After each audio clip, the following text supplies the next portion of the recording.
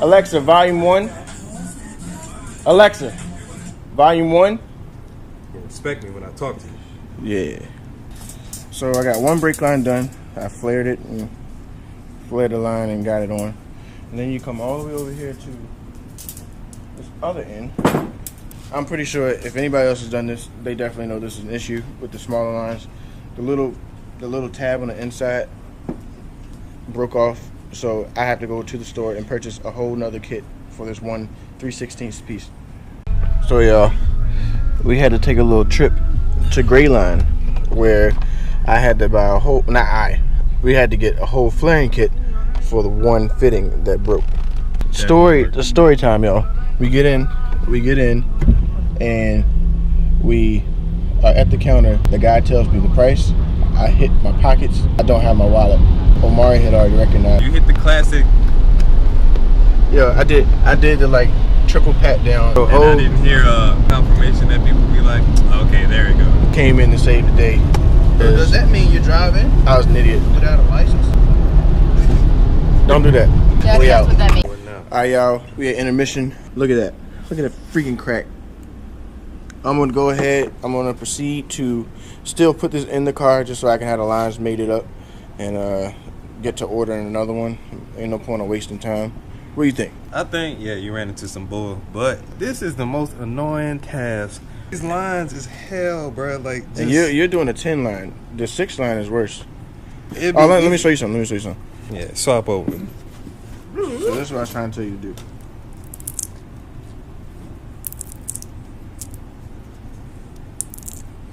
So now we have we have 2 ends that we can work with. Okay. Right? That's the one. That's the one. Clean rim around the rubber. Yeah. All right. Yeah, Why you gotta be dirty? That's insane. Clean your mind out the gutter. What's going on with y'all, man? Come on, man. Alright, so now what I'm gonna do is I'm gonna put the collar on. Alright. See how this fitting got this little flare on there? You can barely see how it got a little bit of flare. Okay. I'm asking you. I ain't asking the camera. Bruh. So, see what's gonna happen is when this goes on here. Uh-huh. God bless America, that's tight. Now In that order loose to make stuff, sure, man. like right now, the edges are all jacked up. So even if we were to put this on here, it wouldn't be flush. So what we're gonna do is, and I'm gonna take my razor blade, and I'm gonna chop this line. When this pushes up, this is gonna compress up. You don't want these lines past that hole. So like I said, I'm gonna come through and I'm gonna cut this. Or you gonna try and cut it? I'm gonna try to. A few moments later. I usually do Because this it's with, probably shooting everywhere. do this with glasses, and you already got glasses on. Bro, you are not in charge of the safety videos. How you end the video with like, oh yeah, you're gonna need this safety equipment. Get glasses, gloves, a fire extinguisher, all that. So now that's clean. Okay. Let me get a close up because I ain't never seen this part of the process before. Okay. I'm gonna take my soap water. That's what this is. Soap water. I'm gonna get all up in there with the lubes. That poke and choke. That dip and slip. Why are you recording me? Because you're part of the process. You crocheting. Crocheting. Karuchi. You yarning up. That's what you're doing. Crocheting. He comes to the garage and he's learning.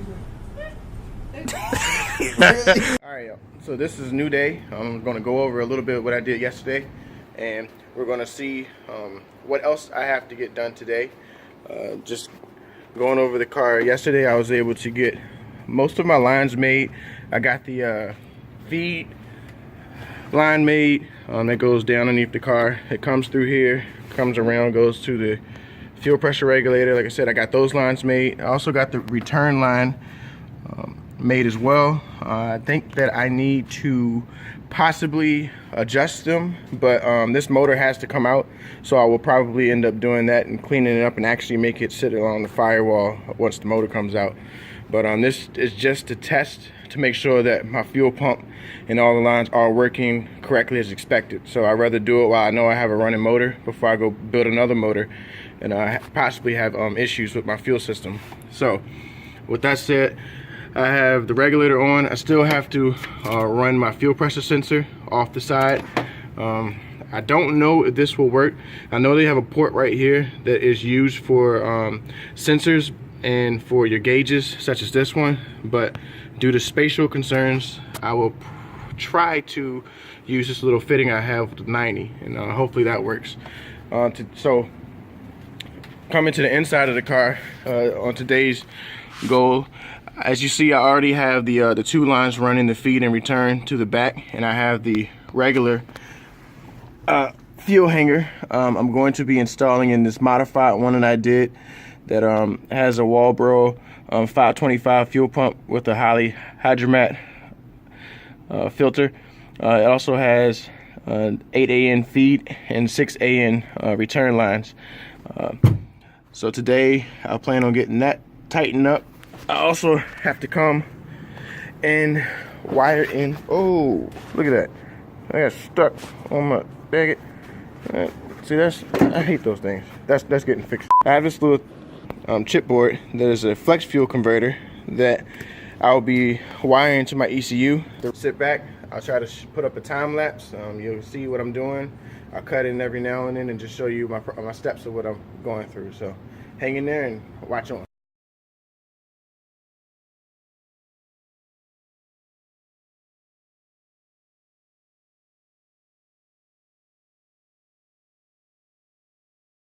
Alright y'all, so as we see, I have the hanger put in and I have the line right there. I need to go check and see if I have a fitting for the 6 AN line, and then that will allow me to finish up my line.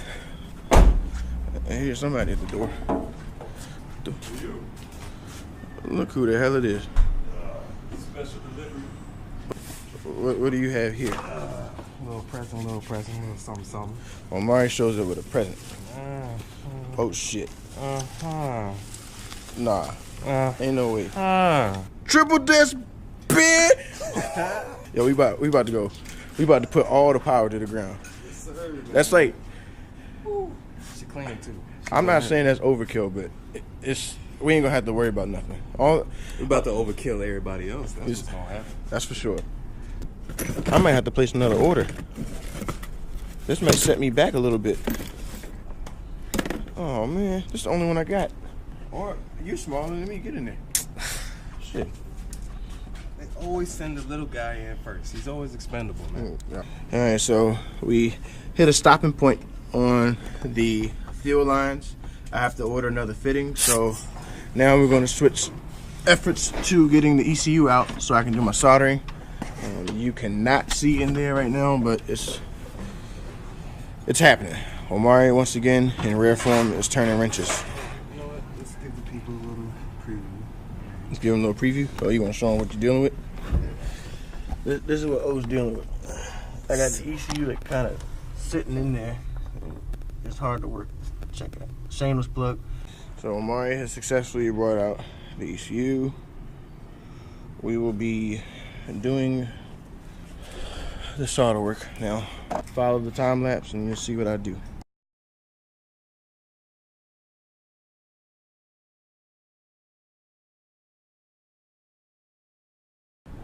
Alright everybody, so we're at the end of the day here.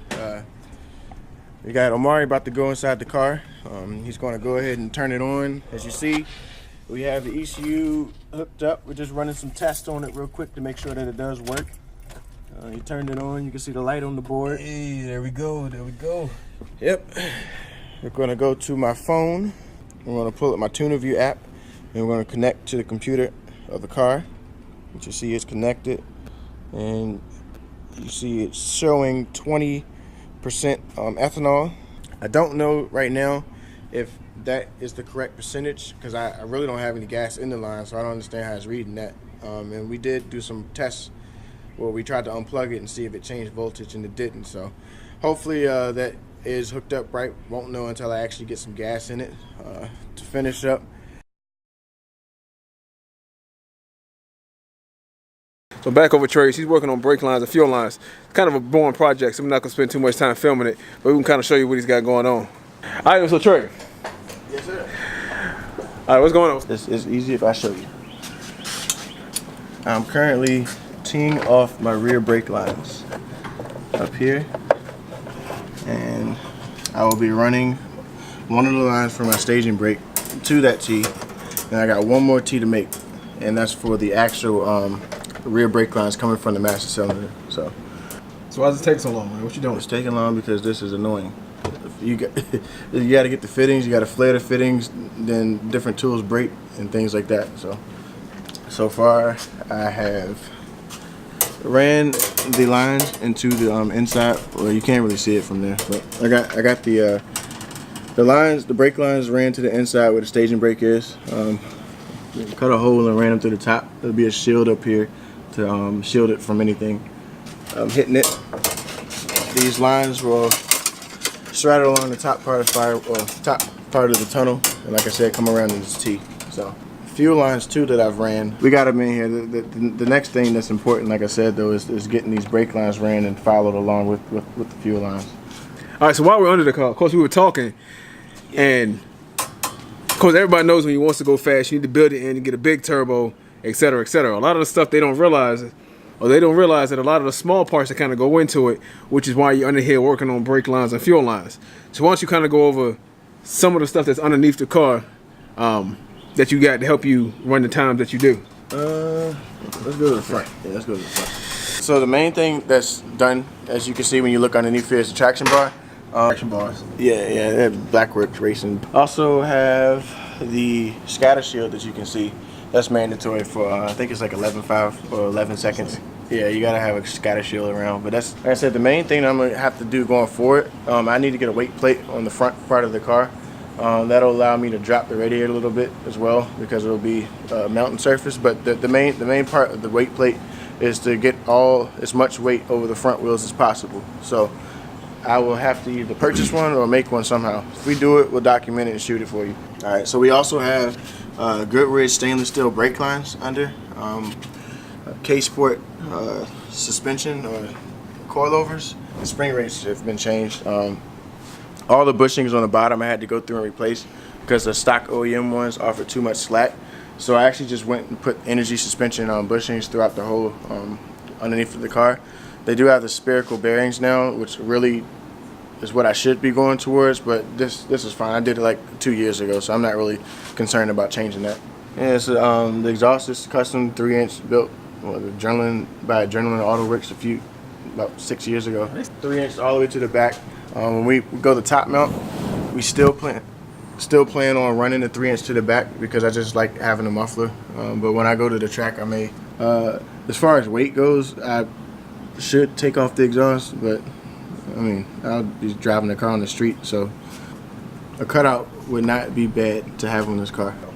One last thing before you go, I am going to change out my rear disc brakes on this car. The drum brakes are lighter than the disc brakes on these cars, and for drag purposes, drag racing purposes, which is what I'm going to be doing primarily with this car, I want to have the drum brakes.